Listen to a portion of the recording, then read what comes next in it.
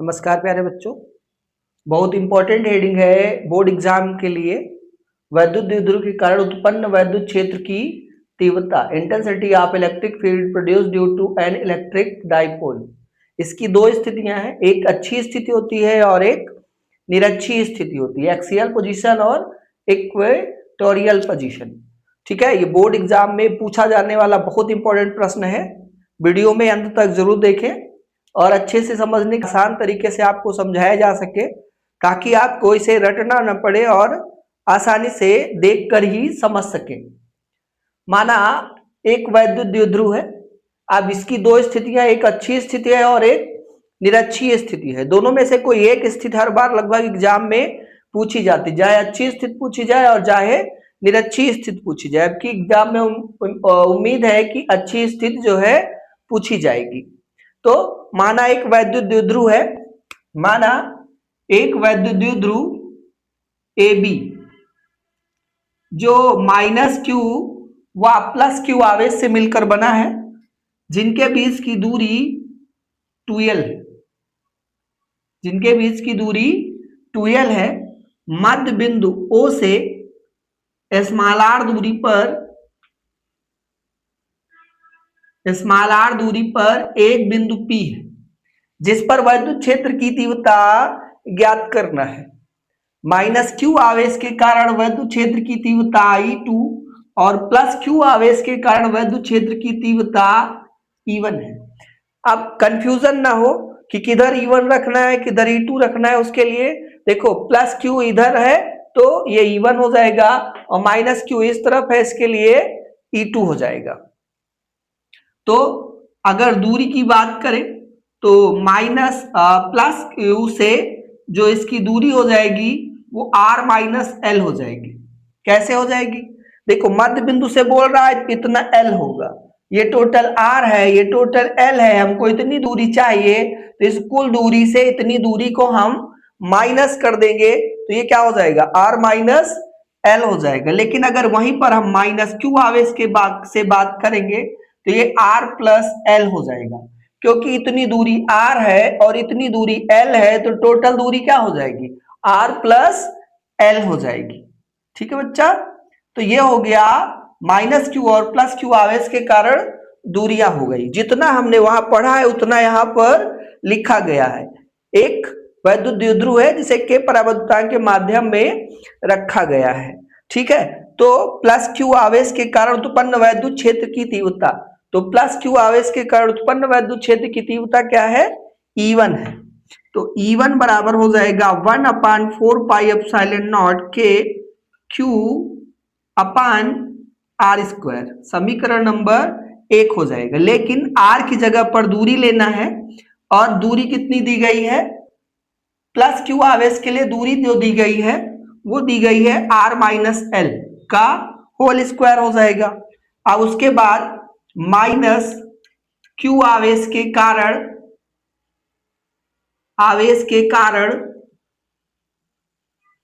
बिंदु P पर उत्पन्न वैद्युत क्षेत्र की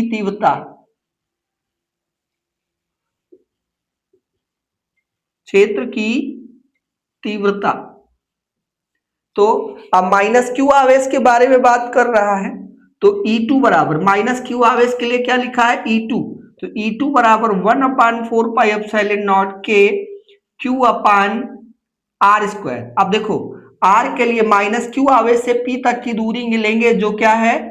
R प्लस एल का होल स्क्वायर हो जाएगा। समीकरण नंबर 2 हो गया। अब बिंदु P पर परिणामी वैद्युत क्षेत्र की तीव्रता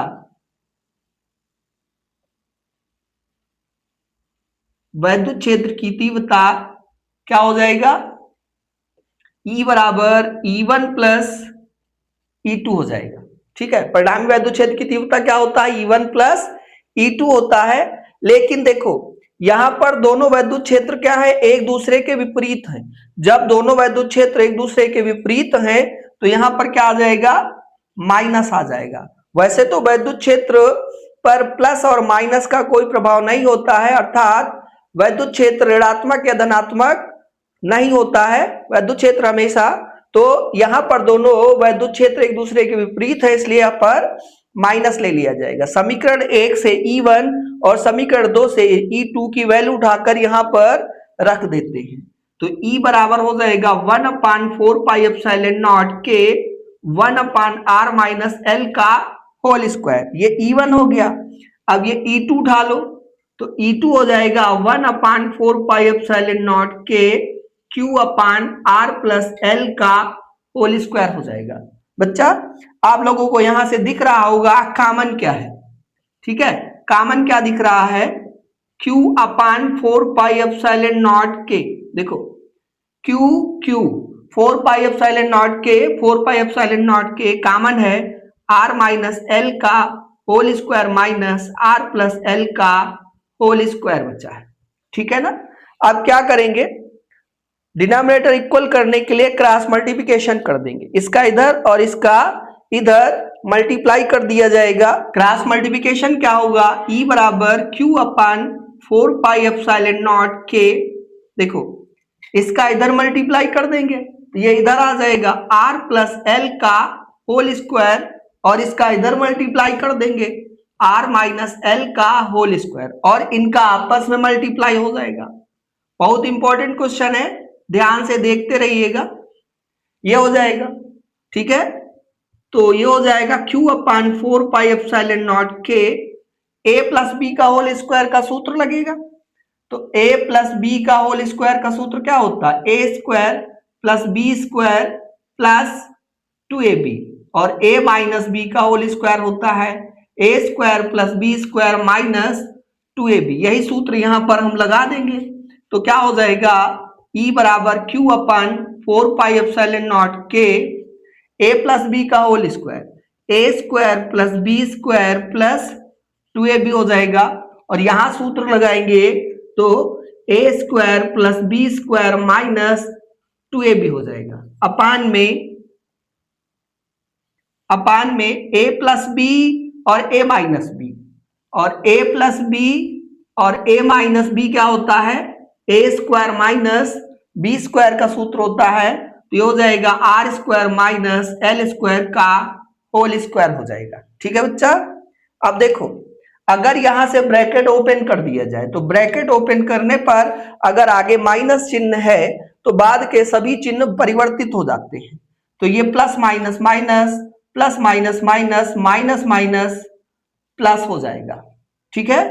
अब देखो ये प्लस और ये माइनस दोनों सेम है, कैंसिल, ये प्लस और ये माइनस दोनों सेम है, कैंसिल, तो क्या बचा, E बराबर Q/4 पाई एप्सिलॉन नॉट के, क्या बचा, Q/4 पाई एप्सिलॉन नॉट के, यहां से बचा 2Lr और यहां से बचा 2Lr, जो हो जाएगा 4Lr अपान r square minus L square का होल स्क्वायर हो जाएगा, ठीक है। अब देखो अगर इस P के से इस L की तुलना किया जाए, यहां से लेकर यहां तक की दूरी के साथ अगर इसकी तुलना किया जाए तो ये बहुत छोटा है, बहुत छोटा है, अगर इसका स्क्वायर लगा दिया जाए, वर्ग कर दिया जाए तो और छोटा हो जाएगा। जैसे मान लो 0.2 दिया गया है L, और इसका स्क्वायर कर दो तो क्या हो जाएगा 0.04, और छोटा हो जाएगा। तो कहने का मतलब है कि R की तुलना में L छोटा है, R की तुलना में L छोटा है, और R स्क्वायर की तुलना छोटा है, और L स्क्वायर और छोटा होगा, और छोटा होगा, अतः L स्क्वायर छोड़ने पर, L स्क्वायर क्या करेंगे, छोड़ देंगे। L स्क्वायर अगर यहां से छोड़ दिया जाए तो E बराबर हो जाएगा 1/4 पाई एप्सिलॉन नॉट के, इस Q को इधर कर देते हैं तो ये हो जाएगा 4QLR अपान, यहां से L स्क्वायर को छोड़ दिया तो ये हो गया R स्क्वायर का होल स्क्वायर, तो E बराबर 1/4πε0 के 4QL को लिख देते हैं 2 × 2QL R/r⁴। 2 2 जा क्या हो जाएगा 4, पावर के ऊपर पावर का गुणा हो जाता है। यहां पर पावर 1 है, यहां 4 है, इससे एक घट जाएगा, तो E बराबर 1/4πε0 के 2QL/r³ हो जाएगा। ठीक है बेटा। अब देखो क्या बताया गया है, किसके कारण हमें वैद्युत क्षेत्र की तीव्रता निकालना है, वैद्युत द्विध्रुव के कारण। अब वैद्युत द्विध्रुव के बारे में अगर हम बात करें तो वैद्युत द्विध्रुव की परिभाषा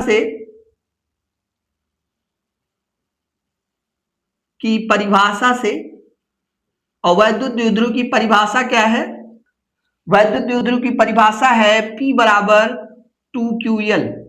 इसको पढ़ाया गया है वीडियो में, पीछे बताया। किसी भी एक आवेश तथा आवेशों के बीच की दूरी के गुणनफल को वैद्युत द्विध्रुव आघूर्ण कहते हैं। इसकी वैल्यू उठाकर यहां अगर रख दिया जाए समीकरण 3 में, तो क्या हो जाएगा, E बराबर 1/4πε0 के 2P/r³। ये हो जाएगा वैद्युत क्षेत्र की तीव्रता अच्छी स्थिति में। बहुत ही इंपॉर्टेंट क्वेश्चन है, इसका हम सेकंड पार्ट भी देखेंगे अभी, निरक्षीय स्थिति। उसी क्रम में इसकी दूसरी हेडिंग देखते हैं, निरक्षीय स्थिति में। जब निरक्षीय स्थिति की बात करेगा तो वैद्युत द्विध्रुव की निरक्षीय स्थिति में किसी बिंदु पर वैद्युत क्षेत्र की तीव्रता, दोनों में से कोई एक हेडिंग पूछी जाती है एग्जाम में।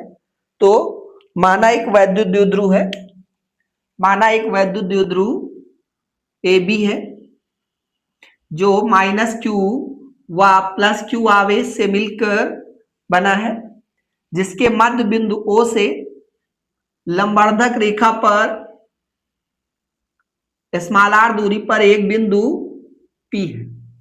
लंबवर्धक रेखा पर r दूरी पर एक बिंदु P है, जिसका -Q व +Q आवेश से जो दूरी होगी वो r² + l² हो जाएगी। √r² + l² हो जाएगी। क्यों हो जाएगी वो भी देखते हैं। ये इतना L है और ये R है और लंबवर्धक है तो 90 डिग्री का कोण बनाएगा, तो ये समकोण त्रिभुज बनेगा, त्रिभुज OAP में ये समकोण त्रिभुज बनेगा। और समकोण त्रिभुज में क्या लगता है, पाइथागोरस प्रमेय लगती है। तो ये 90 के सामने कर्ण हो जाएगा, तो AP² बराबर हो जाएगा OA² + OP² हो जाएगा। तो AP² बराबर क्या हो जाएगा, OA है l² और OP है r²। तो यहां से AP बराबर क्या हो जाएगा, √r² + l² हो जाएगा। इधर और इधर दोनों तरफ बराबर है, इसलिए P से A की दूरी और P से B की दूरी आपस में बराबर होगी। कहने का मतलब है PA बराबर क्या होगा, PB बराबर हो जाएगा √r² + l² हो जाएगा। ठीक है बच्चा। अब देखते हैं आगे क्या बता रहा है। एक माना एक वैद्युत द्विध्रुव है, -Q व +Q आवेश से मिलकर बना है, जिनके बीच की अल्प दूरी 2L है, जिसे K परावर्तन के माध्यम में रखा गया है।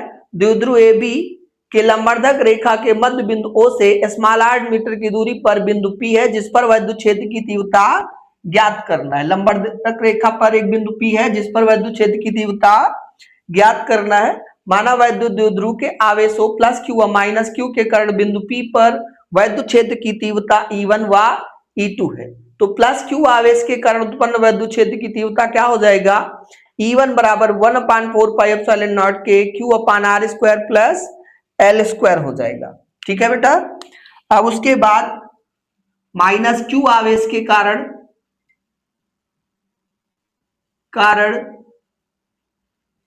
बिंदु P पर उत्पन्न वैद्युत क्षेत्र की तीव्रता,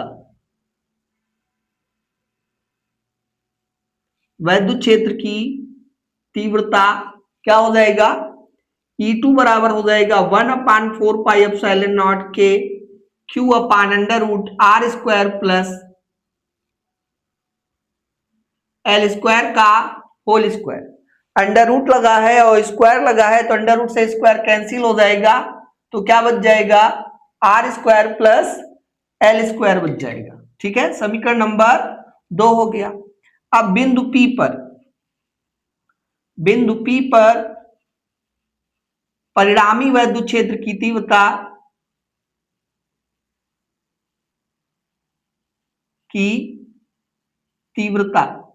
E बराबर, अब देखो यहां पर ध्यान देना है कि अब इस आधार पर बिंदु P पर घटक कार्य करेंगे। यहां से अगर बात करें तो दो घटक कार्य करेंगे, एक प्लस क्यू आवेश के कारण और एक माइनस क्यू आवेश के कारण, E2, E1 और E। ठीक है ना, ये वैद्युत क्षेत्र की तीव्रता हो जाएगी। अगर यहां से हम बात करें तो इन दोनों आवेशों के कारण यहां पर घटक कार्य करेंगे और उन घटकों के आधार पर जिसके साथ कोण बनता है वो क्षैतिज घटक होता है और दूसरा ऊर्ध्व घटक हो जाता है। अगर यहां पर हम थीटा कोण ले लें तो जब थीटा कोण ले लेंगे तो इसके साथ कोण बनना है तो ये हो जाएगा E2 cos थीटा और ये वाला हो जाएगा E2 sin थीटा। जब इधर वाला कोण ले लेंगे, ऊपर वाला जब कोण लेंगे, ये वाला कोण लेंगे तो इसके हिसाब से ये बनेगा E1 cos थीटा और ये बन जाएगा E1 sin थीटा। अब देखो E1 sin थीटा, E1 और E2 क्या है, बराबर है। E1 और E2 क्या है, बराबर है और ये दोनों एक दूसरे के विपरीत हैं। बराबर होने के कारण, एक दूसरे के विपरीत होने के कारण ये दोनों अपने आप को निरस्त कर देंगे। जब ये दोनों अपने आप को निरस्त कर देंगे तो केवल बचेगा E1 cos थीटा और E2 cos थीटा। तो जो परिणामी वैद्युत क्षेत्र की तीव्रता होगा E1 cos theta plus E2 cos theta हो जाएगा। परिणामी वैद्युत क्षेत्र की तीव्रता हो जाएगी E1 cos थीटा और E2 cos थीटा। E1 और E2 की वैल्यू उठाकर यहां रख दो तो E1 हो जाएगा 1/4 पाई एप्सिलॉन नॉट के Q upon R square plus L square हो जाएगा यहां से, और साथ में cos थीटा हो जाएगा प्लस E2 की जगह पर E2 की वैल्यू रख देंगे 1/4 पाई एप्सिलॉन नॉट के Q upon R square plus L square cos theta हो जाएगा। ठीक है बेटा, बहुत इंपॉर्टेंट क्वेश्चन है, ध्यान से देखिएगा और अगर यहीं से समझ लोगे तो रटने की आवश्यकता नहीं होगी, एग्जाम में बहुत पूछा जाता है। अब यहां पर ये और ये दोनों सेम दिख रहे हैं, देखो एक एक अक्षर पूरा सेम है तो दोनों को जोड़ लेते हैं तो 1/4 पाई एप्सिलॉन नॉट के Q upon R square plus L square हो जाएगा। cos थीटा और cos थीटा को लिख देते हैं हम 2 cos थीटा हो जाएगा। ठीक है बेटा, अब देखो यहां से जो cos थीटा हो जाएगा, cos थीटा बराबर क्या हो जाएगा, इस त्रिभुज में, त्रिभुज OAP में, OAP में cos थीटा बराबर क्या होता है, लाल बटे कक्का से पढ़ाया जाता है और क्या पढ़ाया जाता है, आधार बटे कर्ण।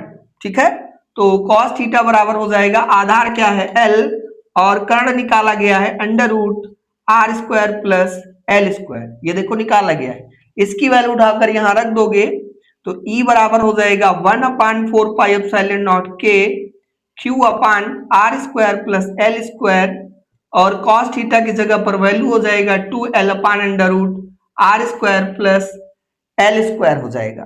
समीकरण नंबर, अब यहां पर क्या करेंगे, देखो ये और ये सेम है, दोनों के पावर्स ऐड कर देंगे। अब देखो यहां पर R square plus L square का पावर 1 हो जाएगा और यहां पर R square plus L square का पावर 1/2 हो जाएगा। अंडर रूट का मतलब होता है पावर में 1/2, तो 1 प्लस 1/2 क्या हो जाएगा, 2 1 कम 2 1 3/2, तो क्या हो जाएगा E बराबर 1/4 पाई एप्सिलॉन नॉट के Q upon R square plus L square का होल पावर 3/2 हो जाएगा इस यहां से। ठीक है, बेस इक्वल है तो पावर्स मल्टीप्लाई में ऐड हो जानी है। तो अब देखो फिर वही बात आ जाती है कि R की तुलना में L बहुत छोटा होता है, R की तुलना में L छोटा होता है। और एल स्क्वायर और छोटा होगा। अतः एल स्क्वायर को छोड़ने पर एल स्क्वायर को यहां से हम छोड़ देंगे तो E बराबर हो जाएगा 1/4 पाई एप्सिलॉन नॉट के 2QL अपान आर स्क्वायर का होल पावर 3/2। एल स्क्वायर से यहां छोड़ दिया स्क्वायर और ये 3/2 हो गया। यहां से 2 से 2 कट जाएगा। E बराबर 1/4 पाई एप्सिलॉन नॉट के 2QL अपान आर की पावर 3 हो जाएगा। आर की पावर 3। अब देखो हमें जो वैद्युत क्षेत्र की तीव्रता ज्ञात करना है वो वैद्युत द्विध्रुव के कारण ज्ञात करना है। तो वैद्युत द्विध्रुव की परिभाषा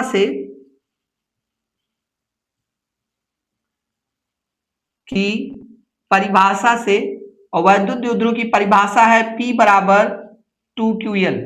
P बराबर 2QL। तो अब इसकी जगह पर रख दिया जाएगा और E बराबर हो जाएगा 1/4 पाई एप्सिलॉन नॉट के P अपान आर क्यूब।